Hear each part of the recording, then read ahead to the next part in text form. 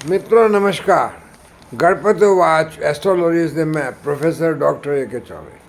मित्रों में भी आपको देखिए कुछ धनतेरस और दीपावली के संदर्भ में बातचीत करना चाह रहा हूँ। देखिए धनतेरस 10 तारीख को कल है, यानी कल धन्वंतरी और कुबेर भगवान यानी धन के स्वामी कुबेर की पूजा की जाएगी। उसकी मैं अभी चर्चा करूँगा, लेकिन मैं बता दूँ 10 तारीख को धनतेरस है। और देखिए 11 तारीख को जो है दोपहर को 1:58 को चतुर्दशी आ जाएगी। सुबह चतुर्दशी नहीं होगी, तो जो नरक चौदस या रूप चौदस का सुबह का स्नान करते हैं जो उपटन लगा करके, वो स्नान सुबह नहीं हो पाएगा। वो स्नान फिर देखिए 12 तारीख को हो सकता है। तो 12 तारीख को सुबह, 12 तारीख को दोपहर को फिर 2:45 पर देखिए अमावस्या आ जाएगी। तो चतुर्दशी 2:45 2:44 तक मान लीजिए। तो रूप चौदस का जो स्नान होता है उपटन लगाने वाला, वो फिर देखिए 12 तारीख को सुबह ही करना होगा आपको, क्योंकि 11 तारीख को सुबह चतुर्दशी नहीं है। तो आप समझिए 10 तारीख की धनतेरस और 11 तारीख को कुछ नहीं है। हाँ, नरक चौदस का जो दिया जलाते हैं शाम को, वो जला सकते हैं कि 14 तो दोपहर को आ जाएगी ना 11 तारीख को। और 12 तारीख को सुबह ही जो है आपको रूप चौदस का जो स्नान करते हैं उपटन लगा के, वो कर सकते हैं। और 12 तारीख को अमावस्या आ जाएगी 2:45 पर, तो शाम को दीपावली की पूजा कर सकते हैं। भाई मुहूर्त है उसके टाइम, लेकिन मोस्टली 2 घंटे के टाइम में 6 से 8 के आसपास, पौने 8 के आसपास नहीं, आप 6:30 7 बजे बहुत आराम से कर सकते हैं। तो 12 नवंबर को देखिए अमावस्या आ जाएगी। और देखिए फिर उसके बाद जो है फिर 14 नवंबर को गोवर्धन होगा, 13 नवंबर कुछ नहीं है, और 15 नवंबर को जो है भाई दूज। तो अब की जो दीपावली का त्यौहार जो 5 दिन में होता था, वो अब 6 दिन में होगा इस बार। यानी 11 तारीख भी खाली, मतलब खाली इस तरह से कह दिए कि नरक चौदस का दिया जला सकते हैं कि रात को शाम को चौदस तो आ जाएगी। और 13 तारीख को कुछ नहीं है, क्योंकि 12 तारीख को अमावस्या दीपावली, और सुबह आप रूप चौदस भी कह सकते हैं। और 13 तारीख को कुछ नहीं है, 14 तारीख को गोवर्धन, और 15 तारीख को फिर जो है भाई दूज। अब मैं देखिए चर्चा करूँगा आपको कि जो धनतेरस है कल 10 तारीख को है, उस दिन क्या करें और क्या ना करें।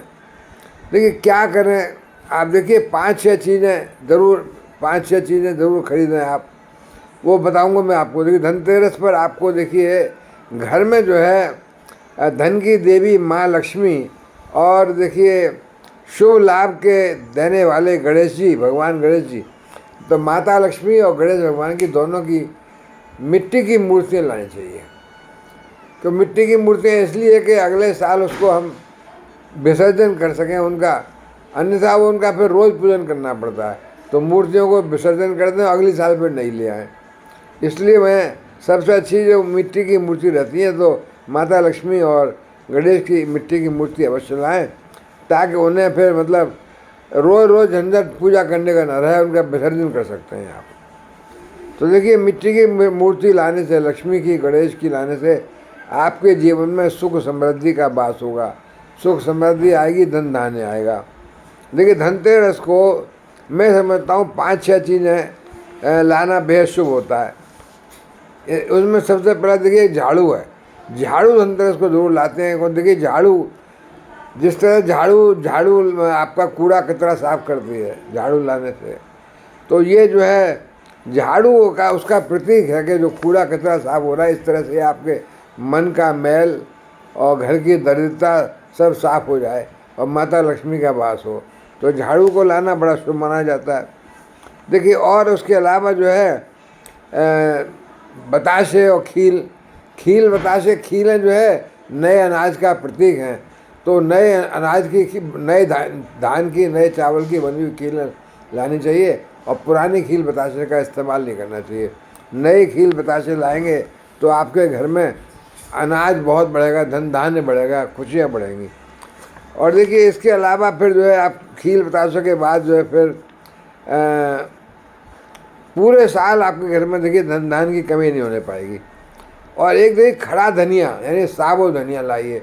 साबुत धनिया भी लाते हैं और दीपावली पर उसको पूजा करते हैं, मतलब माता लक्ष्मी को धनिया चढ़ाते हैं और पूजा अर्चना करके फिर दिवाली के बाद उस धनिया को आप गमलों में बो दीजिए और धनिया का जितना तेजी से आपका विकास होगा, धनिया निकलेगा तेजी से, उतना ही आपके घर में सुख और धन आएगा। और धनिया अगर नहीं निकला, नहीं फूला फला, तो ये द्योतक इस बात का है कि आपको परेशानी, धन की परेशानी उठानी पड़ सकती है। तो इसलिए देखिए, तेज़ी से गमले में धनिया निकलना ये बताता है कि धन की आपके उसी हिसाब से वृद्धि होगी। और देखिए, एक चीज़ और जो माता लक्ष्मी को बहुत अच्छी लगती है वो है पीली कौड़ी। पीली कौड़ी माता लक्ष्मी को बहुत पसंद है। आप पीली कौड़ी मिल जाए जहाँ बाज़ार में तो लाइए खरीद कर और माता लक्ष्मी की पूजा में रखिए उसको। और देखिए, एक और चीज़ है जो बता रहा हूँ मैं, खड़ा नमक। खड़ा नमक भी आप लाएंगे तो देखिए, इससे आर्थिक संकट दूर होते हैं और धन की कमी दूर होती है। बुरी नज़र जो नज़र लग जाती है जैसे अक्सर, वो नहीं लगेगी खड़ा साबुत नमक लाने से। और देखिए, राहु का जो है अशुभ प्रभाव भी दूर होता है उससे, नमक लाने से। तो कितनी चीज़ें हो गई देखिए, मैंने बताया कि झाड़ू, धनिया, मिट्टी की लक्ष्मी और गणेश की मूर्ति, खील बतासे, देखिए कौड़ी और नमक, तो 6 चीज़ें हो गई ना। तो 6 चीज़ें। और देखिए, इसके अलावा आप अपने शक्ति के अनुसार आप सोने चांदी के बर्तन या सोने चांदी के आभूषण खरीद सकते हैं, शक्ति अनुसार। नहीं है तो ज़रूरी नहीं है, लेकिन हाँ, ये माना जाता है कि सोने चांदी की चीज़ें खरीदना बड़ा शुभ रहता है। और देखिए, कोई भी आप धातु का बर्तन ला सकते हैं। मतलब देखिए, स्टील का, लोहे का लोग खरीदते हैं आजकल, स्टील का बहुत है, लेकिन लोहे की चीज़ कोई नहीं खरीदनी चाहिए।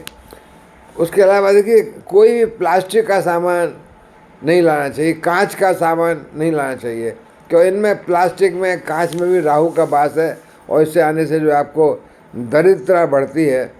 लोहे की चीज़ें, कांच की चीज़ें और देखिए प्लास्टिक की चीज़ें, ये सब देखिए, और आर्टिफिशियल ज्वेलरी, ये सब राहु को बढ़ाते हैं, राहु का प्रभाव।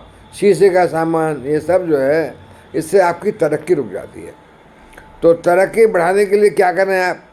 देखिए, इसके अलावा मिट्टी के बर्तन भी नहीं लाएं। मिट्टी की लक्ष्मी गणेश की मूर्ति तो अलग बात है, लेकिन मिट्टी के बर्तन भी खरीदना चाहिए नहीं। वो भी घर में बरकत नहीं होती है, उससे बरकत कम हो जाती है और दरिद्रता आती है, आर्थिक स्थिति अच्छी नहीं रहती है। तो ये इसलिए मैंने बताया आपको, कोई धातु का बर्तन, खास तौर से पीतल का या तांबे का, जल पीने वाला ला सकते हैं, वो अच्छा रहता है। और देखिए, कुबेर और धन्वंतरी, यानी धनतेरस के दिन कुबेर और धन्वंतरी के चित्र या अथवा मूर्ति मिल जाए तो उनको रख कर के पूजा की जानी चाहिए धनतेरस के दिन शाम को।